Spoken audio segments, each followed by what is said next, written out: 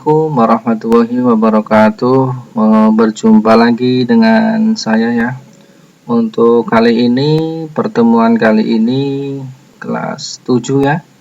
Untuk khusus kelas 7A, 7B, 7C, dan 7D. Nah, untuk pertemuan sebelumnya ada materi bahasa Jawa.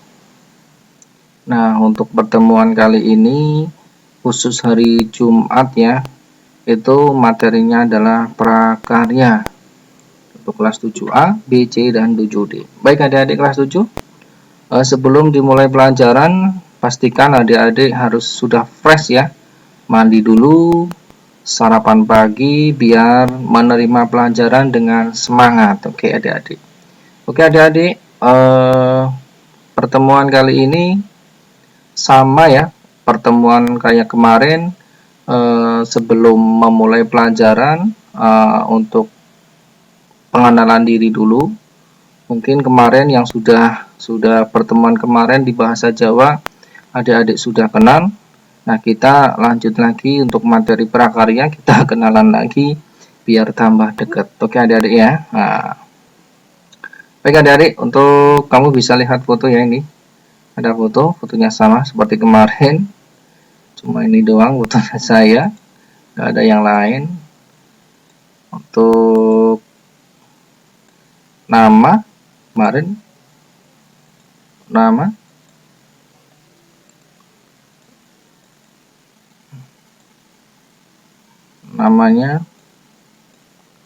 Pak Nur Saifullah.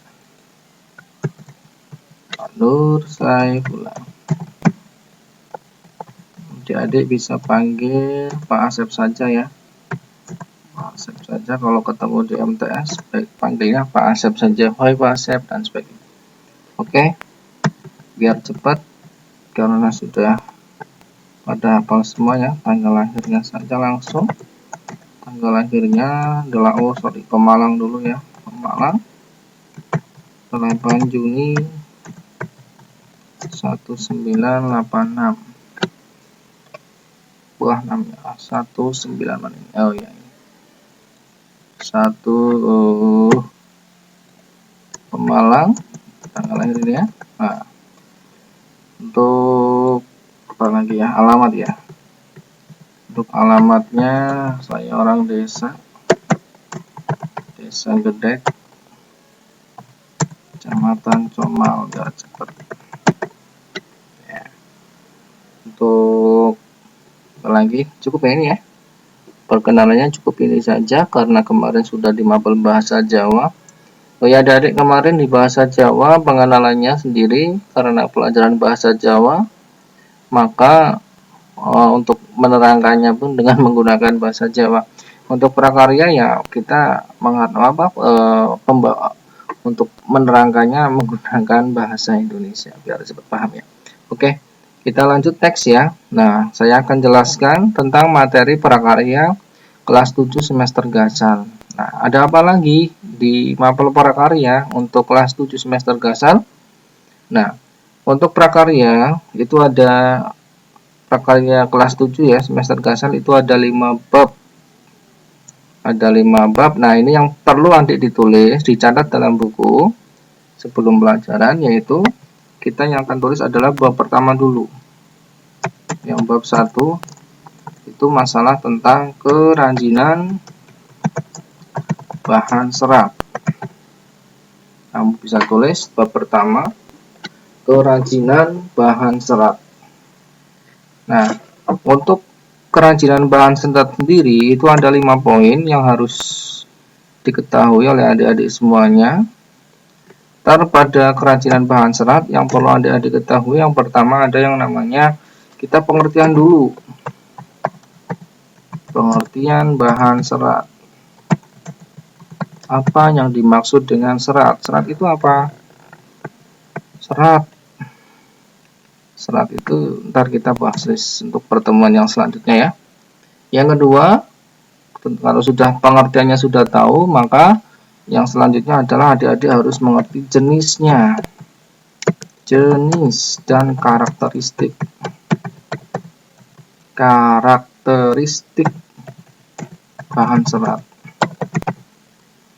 pengertiannya sudah, jenis dan karakteristiknya sudah. Maka yang ketiga, poin yang ketiga adalah pengolahan. Cara pengolahan bahan serat. Nah, pengolahan sendiri, ntar pada proses pengolahan ini adalah bahan seratnya itu tadi diolah untuk dijadikan apa? Nah, karena kita mapelnya prakarya, otomatis semuanya merujuk pada yang namanya kerajinan tangan. Nah, berarti kita akan membahas bahan serat, kemudian pengertiannya, jenis dan karakteristiknya, pengolahannya. Nah, itu pengolahan bahan serat yang dijadikan untuk bahan kerajinan. Seperti itu adik-adik ya. Lanjut untuk poin yang keempat, yang adik perlu ketahui, adalah produknya, produk dan prosesnya. Produk itu apa? Produk ya hasilnya dari bahan serat, kemudian diolah kemudian dijadikan produk bahan kerajinan. Seperti apa? Ya seperti baju, pakaian ya, seperti apa lagi? Seperti hiasan pada dinding dan sebagainya. Itu merupakan hasil dari proses kerajinan yang bahannya dari bahan serat. Produk dan proses kerajinan bahan serat. Kerajinan bahan serat. Adik-adik bisa ditulis ya pada buku ya. Yang kelima, poin yang kelima adalah, nah ini kalau sudah pengertiannya sudah tahu, jenisnya sudah, pengolahan, barangnya sudah diproduksi dan diproses, kemudian yang terakhir adalah dikemas atau pengemasan bahan serat. Nah, ini pengemasan itu adalah pengemasan produk bahan serat. Pengemasan itu setelah barangnya jadi, kemudian dikemas. Dikemas untuk apa fungsinya? Untuk agar penampilannya lebih menarik ya. Nah, ini ntar rujukannya yaitu untuk dijual kepada konsumen. Nah, untuk yang keenam, ini prakteknya itu ada yang namanya contoh ya. Nah, ini yang contoh dari kerajinan bahan serat yang biasanya kalau pertemuan langsung biasanya kita lakukan praktek bersama. Nah, untuk kali ini karena masih kondisi yang saat ini seperti ini, kita belum berjumpa langsung, maka untuk prakteknya ya di cancel dulu ya.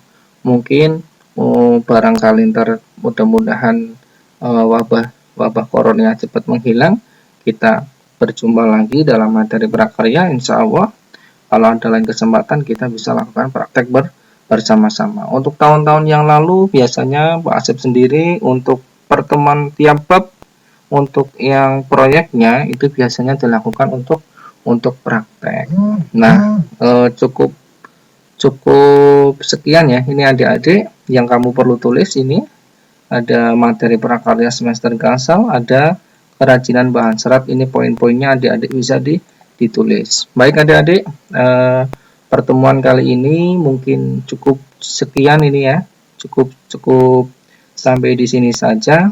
Himbauan dari saya, adik-adik di rumah tetap semangat, tetap jaga kesehatan, patuhi protokol kesehatan ya, seperti cuci tangan, pakai masker ketika kamu berpergian, dan selalu jaga kesehatan. Baik adik-adik, saya akhiri